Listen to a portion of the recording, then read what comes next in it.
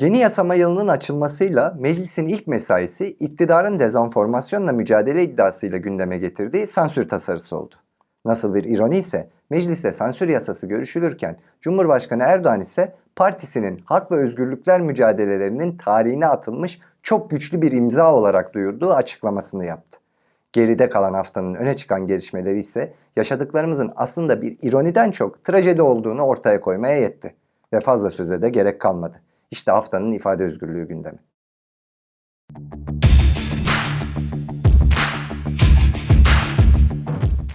The police attacked the press statements of women in Ankara and Samsun for Mahsa Amini, who was murdered by the morality police in Iran for not covering her hair in accordance with the rules. 9 people in Ankara and 13 in Samsun were detained. The police attacked the demonstrations in Istanbul and Diyarbakir to protest the murder of Genealogy magazine editor and Genealogy Research Center member Nagihan Akasar, who died with an armed attack in the city of Süleymaniye in the Iraqi Federated Kurdistan region. Approximately 60 women were beaten and detained by the police in Istanbul. 6 people, including Mesopotamia Agency reporter Eylem Akdağ and journalist Azat Taşkın, were detained in Diyarbakir.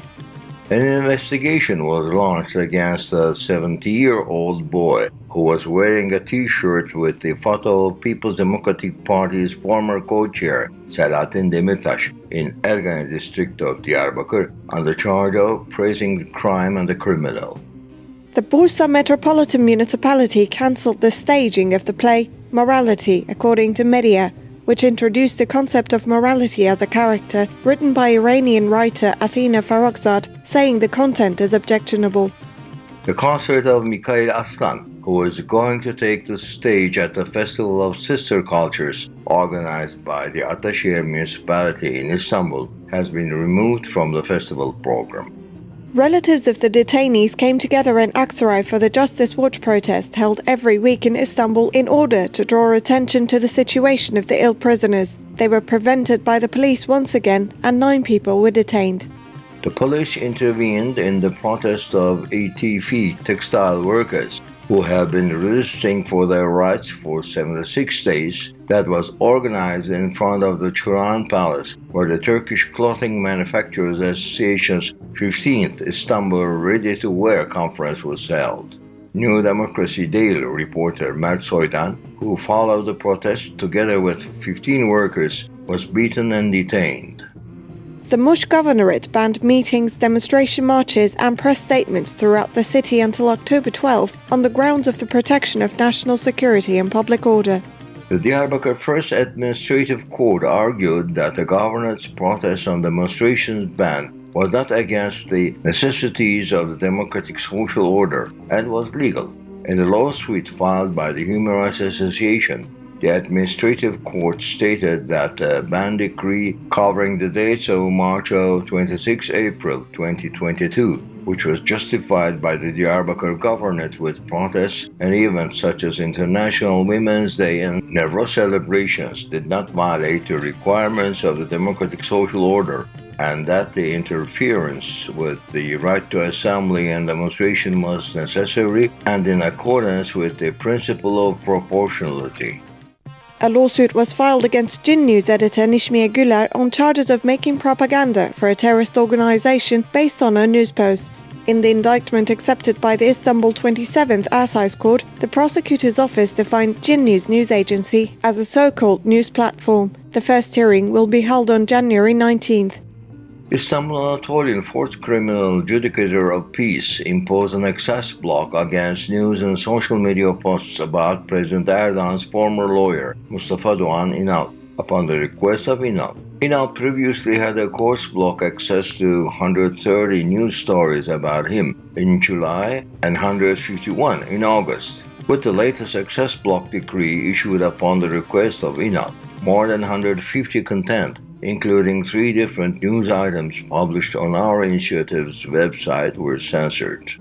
The Radio and Television Supreme Council fined Halk TV, Tele1 and KRT TV channels for alleged humiliation of media boss Serhat Albayrak and Justice and Development Party Erzurum Parliament member Zehra Taşkesenlioğlu, who were mentioned in the allegations of a bribery network. The council fined Kafa Radio due to the criticism of former parliamentary spokesperson Ismail Kahraman, and also fined Radio Sputnik on the grounds that the state was put under suspicion over allegations of an assassination attempt against People's Democratic Party parliament member Garo Paylan. In addition, the Radio and Television Supreme Council claimed that Merdan Yanardağ's comment on a saying regarding the Ottoman bureaucracy was against national and moral values, and imposed another sanction against Tele1 channel. The Islafrat Journalists Association's September report on rights violations against journalists has been launched. According to the report, access to 137 news was blocked and 3 websites were shut down. The number of imprisoned journalists reached 79 as of September 1. Investigations were launched against 4 journalists, and 9 journalists were sentenced to a total of 21 years and 9 days in prison. The Freedom of Expression Association launched its report titled Our Memory is Fading, the Dimension of the Internet Censorship's Right to be Forgotten. The report evaluated 548 decrees on the right to be forgotten issued by 174 different criminal judicatures of peace between 2020 and 2021, and it was determined that the news and content in question did not contain any violation of personal rights at the time they were published, and that most of them concerned the public interest. It was further emphasized that the right to be forgotten is used as a separate censorship mechanism in practice. Sanctions were imposed on 9,913 news and content with the examined criminal judicature of peace decrees. An ongoing presence of public interest was also detected in the news and content that was the subject of 132 decrees, which ensured the censorship of 3,687 news and content. In addition, it was evaluated that the news and contents that were the subject of 285 criminal judicature of peace decrees concerned the public interest or were of interest to the public at the time they were published. Adliye mesaimiz de her hafta bir öncekini aratmıyor. İşte takip ettiğimiz ifade özgürlüğü davalarından seçtiklerimiz.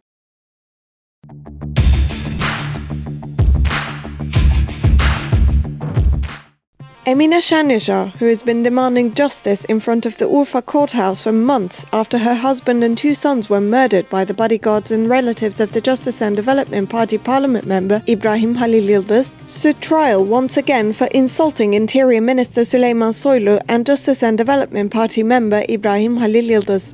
Speaking at the hearing held at the Urfa Second Criminal Court of First Instance, Emine Şanlıurfa said, "Whatever penalty you give, and penalize those who killed my children as well. Why are you making us go through this?" The hearing was adjourned to February 17th.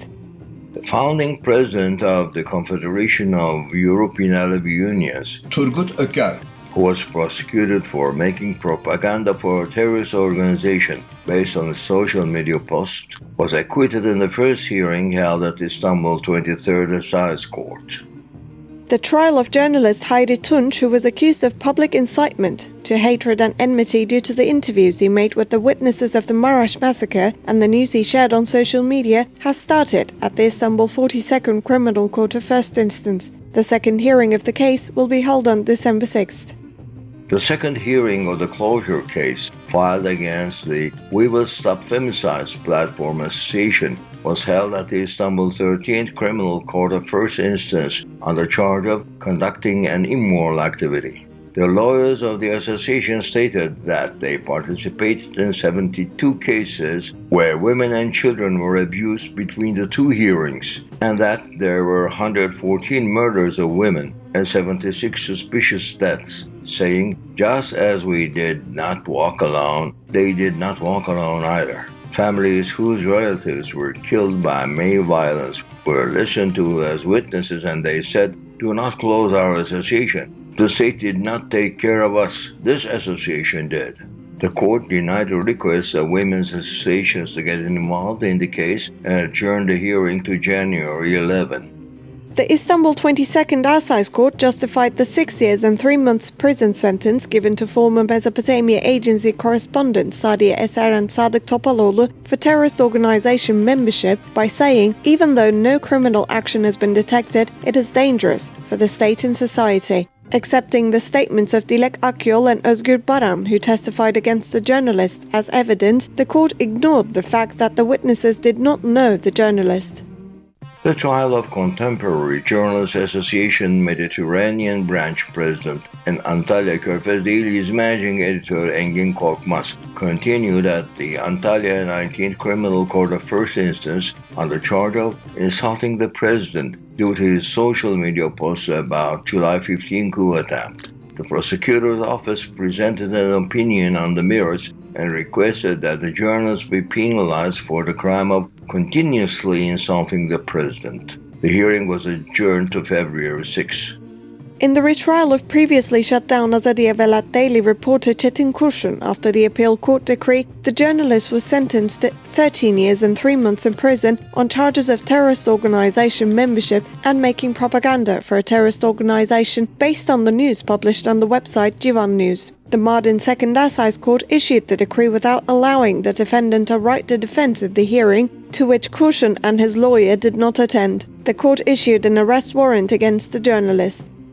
The latest hearing of the lawsuit filed against 8 health and social service workers union executives was held at the Ankara 22nd Assize Court on charges of terrorist organization membership and making propaganda for a terrorist organization.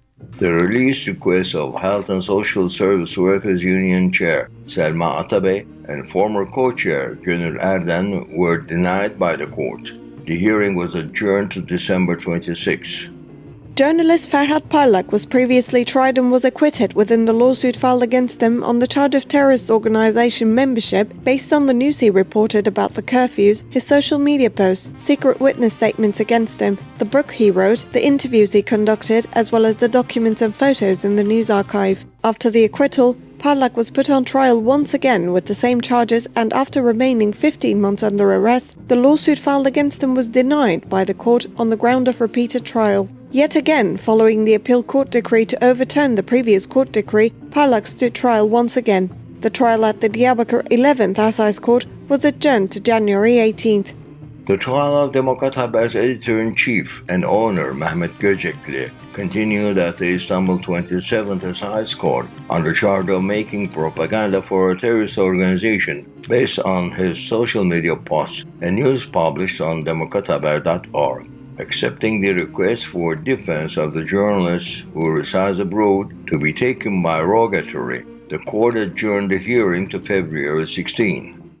The trial of journalist Hayri Demir continued at the Ankara 15th Assize Court on charges of terrorist organization membership and making propaganda for a terrorist organization on the grounds of its journalism activities in northern Syria. Presenting an opinion on the merit, the prosecutor claimed that Demir served a terrorist organization with the news he made, requesting that the journalist be penalized for both charges, citing the interview he had made with Selahattin Demirtaş, the fact that the Dicle news agency, where he worked before, was closed during the state of emergency, as well as the news he shared on social media. The hearing was adjourned to December 21st. The latest hearing of the lawsuit filed against Zehra Ömeroğlu was held at the Istanbul 2nd Criminal Court of First Instance on the charge of obscenity for her cartoon titled Sex During the Pandemic, published in the humor magazine Le Monde on November 25, 2020. The court adjourned the hearing to February 9, asking the Board of Obscene Publications to prepare a report on the cartoon, for which the cartoonist's lawyer emphasized that Ömeroğlu aimed to make people laugh in times of quarantine with reference to the widespread symptoms of the coronavirus. Zehra Ömeroğlu, who defined the lawsuit filed against her as too absurd to be true, said, "I would like to be comfortable with the cartoons I will draw, the new works I will produce, and my new book, but unfortunately I have to deal with the court process. This process and the political climate we are in are not only exhausting for me or the magazine, but also for freedom of expression and artistic production in general."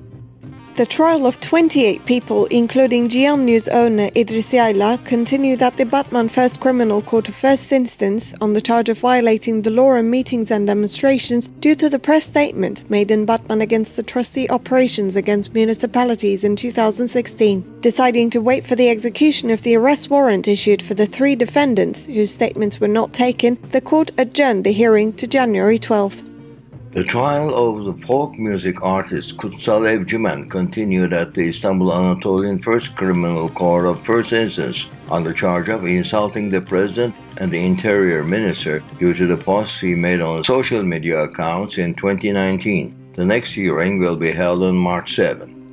The latest hearing of the lawsuit filed against 3 of the villagers who opposed the solid waste storage facility planned by Manisa Metropolitan Municipality in Caferbey village of Salihli continued at Manisa Salihli First Criminal Court of First Instance on charges of threat, insult and preventing duty. The trial of the villagers will continue on February 22nd. Musician Erdal Bayrakoğlu, who was charged with making propaganda for a terrorist organization due to the protests and event announcements, as well as news stories he shared on social media, was acquitted at the Ankara 25th Assize Court. The Republican People's Party Kadıköy district executives and party members who were tried on the charge of insulting the president for distributing leaflets prepared by the Republican People's Party headquarters were acquitted in the lawsuit filed against them at the Istanbul Anatolian 60th Criminal Court of First Instance. The trial of 11 people who were detained during the May 1 celebration held in İzmir Çiğli district in 2021 resulted in acquittal at İzmir Karşıyaka 7th Criminal Court of First Instance. The trial of 26 people who were detained in the press statement made in February regarding the housing problem in the Beyoğlu district of Istanbul continued at the Istanbul 55th Criminal Court of First Instance. The hearing was adjourned to December 6th. The trial of journalist İnci Aydın continued at the Aydın Second Assize Court on the charge of targeting those who part in the fight against terrorism, following the complaint of Gendarmerie General Command's Deputy Commander Lieutenant General Musa Çıtır for an article published in the Women's Supplement of Yeni Yaşam Daily, dated December 15, 2021, as she was the managing editor of the time. In the opinion on the merits, the prosecutor requested the acquittal of the journalist. The hearing was adjourned to October 25. The trial of 10 people who were detained during the press statement held in Izmir for the 6th anniversary of the Suruç massacre in 2021 continued at the Izmir Karşıyaka 10th Criminal Court of First Instance. The hearing was adjourned to January 10th. Geldik bir programın daha sonuna. 15 dakikaya sığdırabildiğimiz haftanın olayları ve başlıklar bunlar oldu. Daha fazlası her zaman olduğu gibi internet sitemizde ve haftalık bültenimizde. Yeniden görüşünceye değin, hoşça kalın.